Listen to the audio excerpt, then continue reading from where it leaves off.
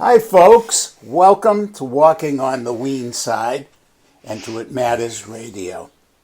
Today, it's my great pleasure to be interviewing Donna Urbikas. Is that the right way to pronounce it? Yes, it is. Close enough. Close enough.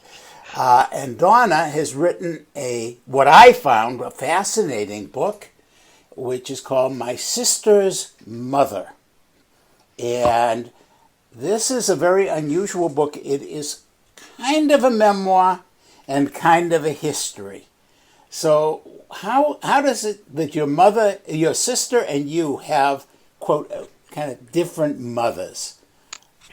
Well, my sister, who was quite a bit older than I am, she was 5 years old at the start of World War II, and she and my mother were deported from what was then Eastern Poland. Today, that part is Belarus. And I was born in England after the war, when they ended up there, finally having gotten out of the labor camps and the war was over. And they had met my father in that whole journey, and then they met him again in England, and so I was born there. My experience with my mother was very different from that of my sister. And she went through this horrible experience, and they had a very special bond that unfortunately I didn't have, and I always wanted to have that. And so I was growing up in America, your typical American teenager, and very different from how my sister grew up in her early childhood. Mm-hmm. Yes, her early childhood a lot of it was spent in Siberia. Right. She was, like I said, 5 years old when they were deported. She was almost 7 by the time they got out. And then that journey afterwards was even, in a way, worse than the camps, because there really wasn't anywhere for all these hundreds of thousands of people to find a place in the southern Soviet Union. So my mother's goal was to follow the Polish army that was forming, and my father was an officer who had been imprisoned, and he was one of the few hundred that had actually not been murdered by the Soviets at the Katyn Forest massacres. And so the goal of all the civilians was to try to follow the forming Polish army, which at that time was being supplied by the British, because that was their best chance for getting food and shelter and clothing. Mm-hmm. So in case our viewers don't know, just very briefly, at the beginning of the Second World War, the Soviet Union under Stalin signed an agreement, a treaty, with Germany under Hitler, in which the Soviet Union and Germany were going to invade and carve up what was Poland and Right. take their two parts. Right. So now your sister's father was something of a hero, wasn't he? He was a soldier that fought in the First World War. He was quite a bit older than my mother, and he was one of the soldiers that had fought in the Battle of Warsaw in 1920, even though technically Poland was an independent country for the first time after over a century. At the end of World War One, there were a lot of border disputes, and the Russians were not acquiescing to independent, free Poland.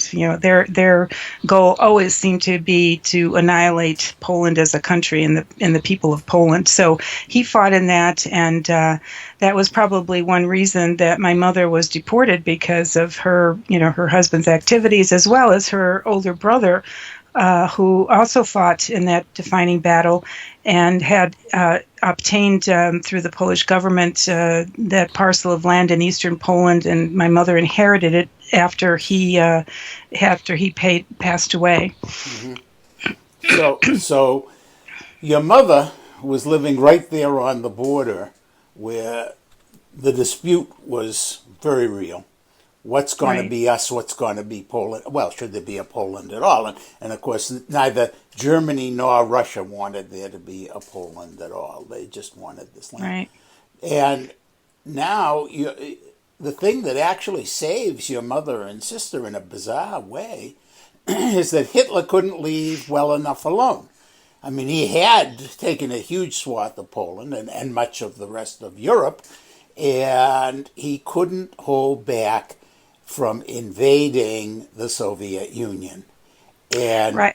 yeah, Yeah, that was in June of 1941, and by then the Polish government, what was considered the real Polish government, had been exiled to London. right. And one of the agreements with the Russians was that they would let go of these people that they had deported as slave laborers or imprisoned, in, like my father, at this, at that point. So yeah. Yeah. And of course, this raised a very interesting, for those of us who are history lovers, raises a very interesting thing about Churchill, that during all of the big three conferences with, Roosevelt and then Truman and Stalin and Churchill, that he always had this issue that he had to deal with, Poland. That he had a commitment, and I think that he always felt a guilt that his predecessor had allowed, by basically allowing the taking over of Czechoslovakia, had really set the stage for the attack on Poland and the destruction of Yeah. the Polish government. Yeah, that was definitely, Churchill was not a favorite or is a favorite of a lot of Polish people. Neither is Roosevelt, which of course Yeah. doesn't sit well with a lot of Yeah. Americans. But Yeah, they allowed some terrible things to happen to Poland. Now with this invasion, something changes very much in the Soviet Union. Probably if Stalin had felt he could have gotten away with it at that point, he just would have killed all of the Poles who had been taken prisoner. But England says, well, if you want our support and you want us to help get America to support you, you're going to have to let these people go and let these people start this new army. Now, I don't want to go too much into what your mother experienced in the camps before that, because I want people to buy your book, which is called My Sister's Mother. But I will tell you, it is very powerful stories of a mother's love that really is extraordinary. How she really, and I'm sure she was not alone in this. I'm sure there were many other Polish women who did this, but how she was willing to undergo the worst of conditions and suffer, and then take that last piece of food and give it to your sister rather than to eat it herself. yeah, yeah, those were stories that I grew up with, and heard very frequently when I was growing up. It was it had an impact on me in different ways depending on how old I was. In the beginning, it kind of frightened me, and then as a teenager, I got kind of like, oh God, here we go, another World War II story is about to overtake our nice dinner. But as a young adult, I began to see how much of an impact that had on my mother. She was one of a lot of people don't like to talk about what happened to them during World War II, but my mother was the opposite. She had, it was almost a daily kind of thing. And certainly whenever we had family dinners or friends over, especially if they were Polish, and certainly Americans, because my mother's goal was, and my father's, was to educate people as to what communism was really all about, at least Soviet-style communism. Mm-hmm. So you heard these same stories many times until they were ingrained in you. How did your sister feel about hearing these stories? It's interesting. I was just talking to her about this yesterday when I went to visit her. And, she always tried to get my mother to stop talking about all of it and not reliving all of it. But my mother, she really was, she never really left Siberia psychologically. I guess today we might say that's PTSD or some form of, trauma that people like that go through. And, I began to value her stories a lot more as an adult, especially when I first became a mother. And then I think she saw that, she would be able to communicate with me on a level that I would understand what she went through in trying to save my sister. Yeah. And to this day, though, your sister, is she more comfortable now? Has she read your book, for example? She read an early version of it. Right now, her eyesight is pretty poor, and I've read to her from the book. She's of course happy that it's out and that the story is, being told. Certainly, it's still an educational process. A lot of people, even today, when I mention it, they start talking about Germany and the Holocaust, and I'm like, no, wait, there was also Russia who invaded Poland and the deportations that took place after that. So it's still kind of an educational challenge for a lot of people to understand that story. Yeah. Oh, it's.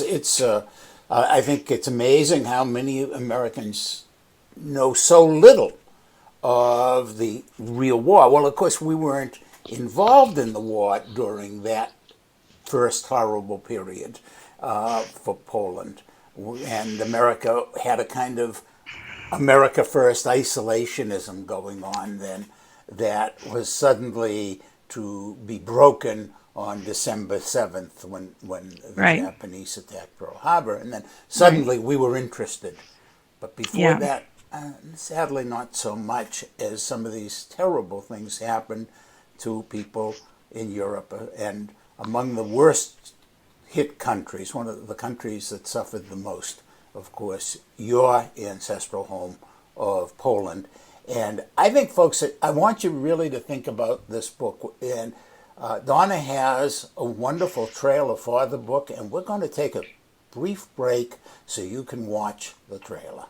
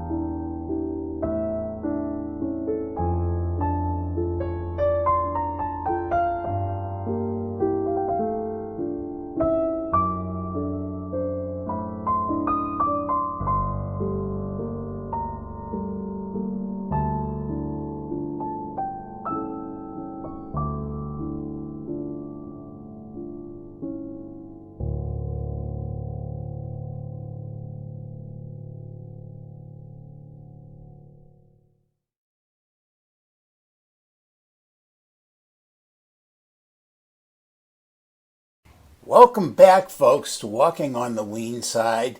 And we're talking about a really interesting book, My Sister's Mother. Do you happen to have a copy of your book, Donna? I do. I do. It's right here. Hold You it up a can, little higher so we can see the whole yeah. cover.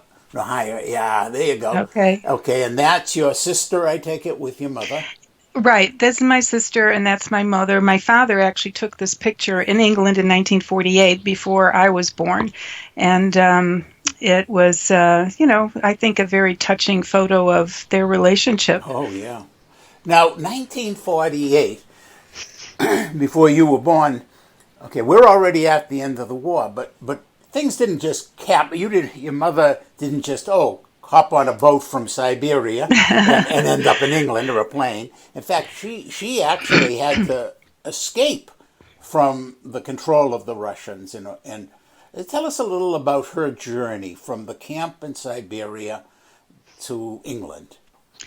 Well, the Soviets were, having all these people as free basically free slave laborers. I mean, they paid them, but it was very little money. And my mother was afraid to stay there, and so she just escaped from the camp. She just sold off whatever good things she had that would enable her to survive, things like a pot and some other clothing. Undergarments were a big commodity for the local villagers or the people in the camp, and she really didn't have all that much to start with, because when she was deported, her farmhouse had been ransacked, so she already started out kind of in the negative.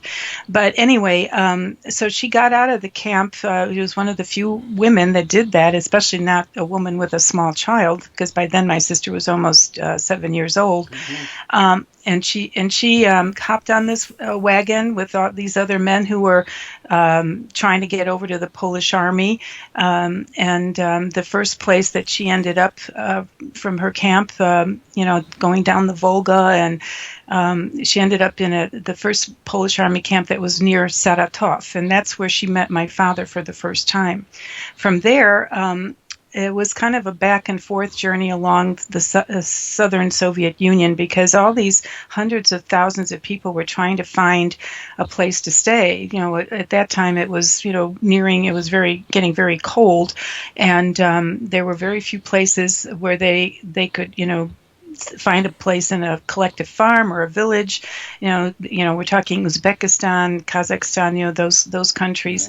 And so she almost died and all that, but anyway, somehow she managed miraculously to find her way to Tehran, and there she was with my sister for almost a year. My mother studied nursing. She was a Red Cross nurse, and at the time the British government was taking all these Polish orphans and refugees and sending them to different places around the world. At that time, India was a colony of the empire, and so my mother and sister ended up in India for almost 5 years, waiting out the rest of the war. In the meantime, my father went to fight with the Polish army under General Władysław Anders, and he was at the defining battle at Monte Cassino in Italy.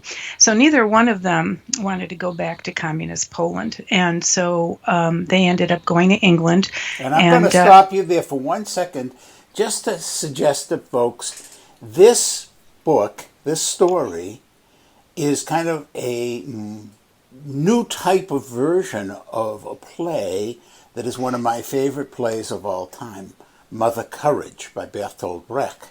And if you're familiar with that play and that sense of this mother surviving with her family during the 30-year war or whatever,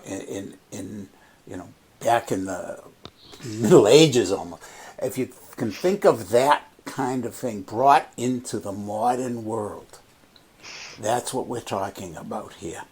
A mother's courage. Right. My mother was a survivor, and she was extremely resourceful, and really, I think it was my sister who saved her, because it was very difficult for her. I mean, we're talking disease, and we're talking, dangerous situations. We're talking lack of food. We're talking a lot of, the things we take for granted. Yeah, the barest of survival. And the desire to save her daughter certainly being one of the great forces of her life. And as you said earlier, now once you became a parent, you could relate to that more.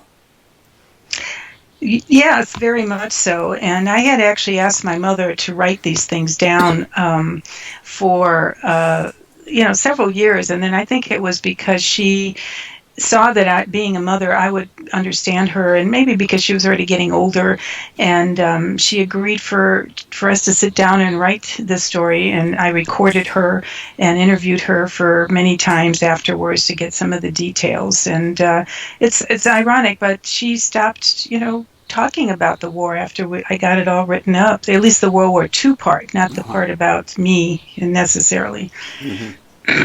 Yeah, she had told her story in a way then that could live, and it does live in your book. Right. Yeah. Now, your mother and father didn't. Well, they started out in the city. They were in Chicago, was it? Right, Yeah, right. Yeah, when we came to America, we went directly to Chicago. The family that sponsored yeah. us was in Chicago, and Chicago had a very sizable Polish Yeah, community. yeah, it's So yeah, very. But then your parents ended up living on a farm, right. and you have some wonderful parts of the book that take place in this farm. I believe the farm is in Wisconsin. Is that right? Correct, correct. Yeah. Yeah. Well, Wisconsin's very much like Poland in both in size, topography, weather, and actually has the largest Polish population of all the states. And my parents didn't like Chicago. They wanted to get away and, kind of, I guess, in a way, resume their lives from where they left off in Poland. My mother had a fruit farm, her brother's farm that she inherited. She turned it into a fruit farm. And my father was a forestry engineer, so he was always out in the woods, and they were both outdoorsy kind of people. So they retired, so-called retired, and started up a milk farm of all things. So I spent quite a bit of time up there with them. Now you weren't that old when they bought the farm and moved up there. You were in your young teens, weren't you? Well, they actually bought it when I was about 7 years old, and so we used to go up there every summer for our so-called vacation, and it was very dilapidated, and my father would work on it. And finally, when I was still in high school, my father was much older than I. I mean, he was 46 when I was born, so he retired early, and they started this milk farm up in the middle of Wisconsin. Right. And so you and your sister stayed in Chicago. Correct. Yeah. Yes. So how was that living with your sister? Obviously, you were going back. You were going to the farm a lot to visit, to be with your folks. Right. But how was it living with your sister? How was she in terms of how did the experience that she had gone through as a child affect the way she related to you as an older sister? My sister didn't like to talk about all those things when I was growing up, and I actually had to really work hard to get some of the details that I wrote for the book, interviewing her as well. And she was really a lot of fun to be with. I mean, my parents were very strict with me when I was, a teenager, and she was a little bit more, Americanized, I guess, and she helped me get through college. With how, she and I lived together in an apartment, and she helped me with the tuition and books and things. So she and I had a very good relationship. Mm-hmm. Did she go to college? Oh, yes, she did. She had a chemistry degree. And it was very hard for her to do that because, when she started out as a child, she should have been going to school, but here she was in this labor camp in Siberia, Right. and later Russia. But her foundation was very poor, and she was always very struggling with school, but she managed, somehow. She's very smart, and she managed to get a chemistry degree and worked as a chemist for many years.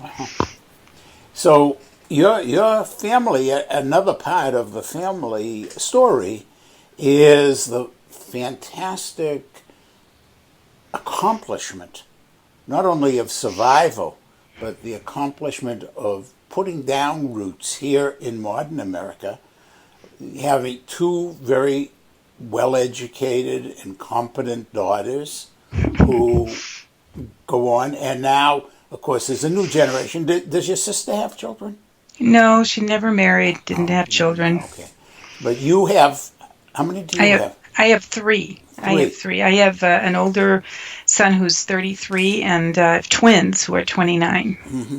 And I must tell you, as we're talking here on Skype, I find it a little difficult to believe your children are that old. But then when you tell me I'm you not were born, young. but when you told me you were born in the 40s, so I guess I will believe that. But you certainly look quite young and vibrant, and I'm sure your children are very proud of their mother. And I imagine that all three of them have read the book. Yes, they have. My daughter in particular, and mind you, this is the daughter I was afraid to have because I thought I would have this poor relationship with her that like I had with my mother, because my mother and I did not really get along when I was growing up. And so I have this fantastic daughter now, and she actually helped with the book. She is a journalism major, and she helped me edit it before I sent it off to the University of Wisconsin Press. Kind of, it seems like the more eyes, the better. And then, of course, my sons have read it too, and my younger son is in the book, a little bit more kind of a parallel story of me dealing with his cancer and, kind of my mother dealing with my sister and all her illnesses. Yeah. And this is a book about mothers loving their children. It's also a book about, and we haven't really touched too much on, the estrangement that went on during your early years with your mother. And I think that's very touching material. If you can imagine growing up with a mother who is trying to share these past experiences, trying to teach you something that really you're not prepared to know. And I think it really is something that, as I read the book, the title again of which is My Sister's Mother, and I came to know what your mother had gone through and what she was trying to share with you, I developed this tremendous respect for not only your mother and your sister and your father, but also for you growing up into this environment and trying to figure out where you belong as kind of, to use your sister's model of chemistry, as it were, you are this electron. They forming a nucleus and one electron, and you're the electron that is kind of like not quite sure where it belongs in the atom, Right. and finding it through the wonderful process of writing this very fine memoir, My Sister's Mother, by our guest today, Donna Urbikas, and look for this book, folks. Read this book. I enjoyed it tremendously, and I think if you're at all interested in the human experience, you'll enjoy it too. And thanks so much today, Donna, for joining us today on Walking on the Weene Side. Thank you very much for having me.